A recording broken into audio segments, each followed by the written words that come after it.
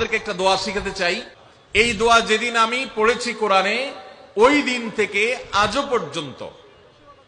পর্যন্ত আমার মনে হয় না আমার জীবনে 2 মিনিটের কোনো দোয়াও যদি হয়, 1 মিনিটের দোয়াও যদি হয়, মুহূর্তের দোয়াও যদি হয়, আমি এই দোয়াটা কখনো মিস করি বলে, জ্ঞাতসারে মিস করি বলে আমার মনে পড়ে না। যার দাম্পত্য জীবনে সুখী না, সে অনেক সম্পদশালী হতে পারে, অনেক প্রভাবশালী হতে পারে, অনেক পদের অধিকারী হতে পারে, অনেক বড় দায়িত্বশীল হতে পারেন, অনেক বড় নেতা হতে পারেন, অনেক বড় পরিচিত পপুলার মানুষ হতে পারেন, তিনি সুখী না। সুখের অন্যতম বড় একটা প্যারামিটার হলো দাম্পত্য জীবনে সুখী হওয়া, স্বাচ্ছন্দ্যশীল হওয়া।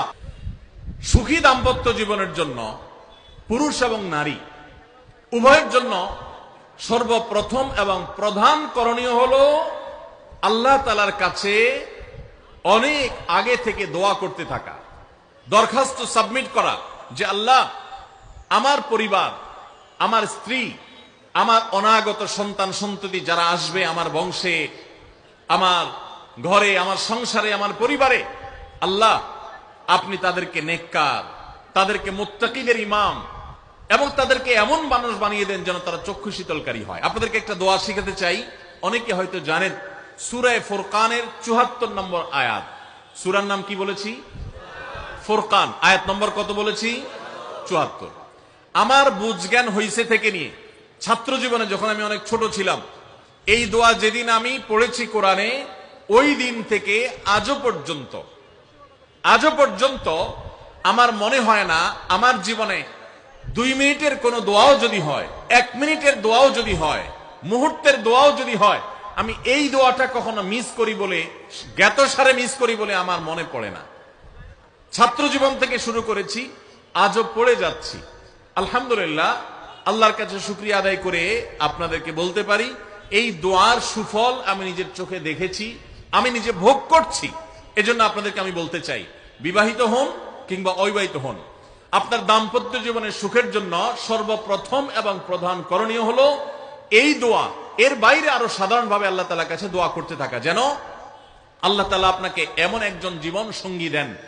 মা বোনরা দোয়া করবেন জীবন সঙ্গী, আপনারা দোয়া করবেন এমন যেন জীবন সঙ্গিনী দেন, যে জীবন সঙ্গী আপনার চোখ জুড়ানোর মতো হবে। দেখুন, আল্লাহর ভাষা এমন যে এই ভাষা তো অলৌকিক, এটাতে কোনো মানুষের ভাষা নয়। দোয়ার ভাষ্য লক্ষ্য করেন, আল্লাহ শিক্ষা দিচ্ছেন আমাদেরকে, রব্বানা হাবলানা মিন আজওয়াজিনা ওয়া যুররিয়াতিনা কুররাতা আয়ুন। হে আমাদের রব, আমরা আপনার কাছে এমন স্ত্রী চাই, এমন সন্তান চাই, এমন পরিবার চাই, যেই পরিবারের সদস্য, আমার স্ত্রী, আমার সন্তানরা আমার নয়ন জুড়াবে, আমার চোখ জুড়াবে, এরকম মানুষ চাই। একটু ভাষাটা লক্ষ্য করুন। আমরা সাধারণত দোয়া করলে কি চাই? আমরা এক একটা দিক চাই। ধরুন, আপনার স্ত্রী মাশাআল্লাহ অনেক সুন্দরী, অপূর্ব সুন্দরী, তিনি আল্লাহ তাআলা তাকে অনেক রূপ লাবণ্য দিয়েছেন, কিন্তু তার যদি চরিত্রটা খারাপ হয়, তাহলে এই স্ত্রীকে আপনার নয়ন জুড়াবে, চোখ জুড়াবে, চক্ষু শীতলকারী হবে? আপনার স্ত্রীর চরিত্র ভালো, দেখতে শুনতেও মাশাআল্লাহ সুন্দর, কিন্তু পড়ালেখা নাই, বুদ্ধি শুদ্ধি নাই, একটু বেকুব কিসিমের, তাহলে কি আপনার চোখ জুড়াবে? ভালো লাগবে? আপনার স্ত্রী শিক্ষা দীক্ষাও আছে, জ্ঞান গরিমায় মাশাআল্লাহ তিনি ভালো, রিচ, সমৃদ্ধ, আবার চেহারা সুন্দর, আবার তার মধ্যে তার চরিত্রের সমস্যা নেই, কিন্তু সমস্যা কি? সমস্যা ধরুন তার ভিতরে এমন রোগ আছে, শারীরিক রোগ, যেই রোগের কারণে আপনার জন্য সেটা বড় কঠিন পরিস্থিতির মুখোমুখি হতে হয়। ধরেন দুরারোগ্য কোনো ব্যাধি আছে, মরণ ব্যাধি আছে, এমন কোন রোগ আছে যেটার কারণে আপনাকেও সাফার করতে হয়, তাহলে এই স্ত্রী কি আপনার চোখ জুড়াবে? ঠিক একই কথা স্বামীর ক্ষেত্রেও প্রযোজ্য, সন্তানের ক্ষেত্রেও প্রযোজ্য। আল্লাহ তাআলা এমন একটা শব্দ শিক্ষা দিয়েছেন, দেখুন, আল্লাহর কাছে চাইতেও জানতে হয়। উল্টাপাল্টা দোয়া করলে দোয়া পূরণ হয়ে যাবে, কবুল হয়ে যাবে, কিন্তু আপনার কাজ হবে না। অনেক যুবক আছে আল্লাহর কাছে দোয়া করে, আল্লাহ বেশি না, 1,05,000 টাকা চাই। কত? 1,05,000। অনেক যুবক লিখে দেয় আমাদেরকে, হুজুর দোয়া করবেন বেশি না, আমি আল্লাহর কাছে 1,05,000 টাকা চাই। আল্লাহরে টার্গেট দিয়ে দিছে, কত লাগবে? 5 লাখ। কেন? একটা বাইক কিনবে। যুবক মানুষ রাস্তাঘাটে বাইক ছাড়া চললে ভালো লাগে না, আর একটা ভালো সেট কিনবে, না হলে ফেসবুক স্ট্যাটাস ভালো করে দেওয়া যায় না, ছবি তুলে দেওয়া যায় না। সাইফুল্লাহ ভাই ছবি তুলে দিতে বলছেন না, মাহফিলের ছবি তোলা যায় না। আর কিছু টাকা দিয়ে ছোটখাটো একটা দোকান টোকান কিছু একটা করবে, বিয়ে শাদীর ব্যবস্থা করবে, বাস, বেশি কিছু চাই না। তো আল্লাহ তাআলা 5 লাখ টাকা ধরেন আপনাকে দিয়ে দিল, সাথে একটা রোগও দিয়ে দিল, ওই রোগে খরচ হবে 6 লাখ। তাহলে আপনার এই 5 লাখের কোনো মানে আছে?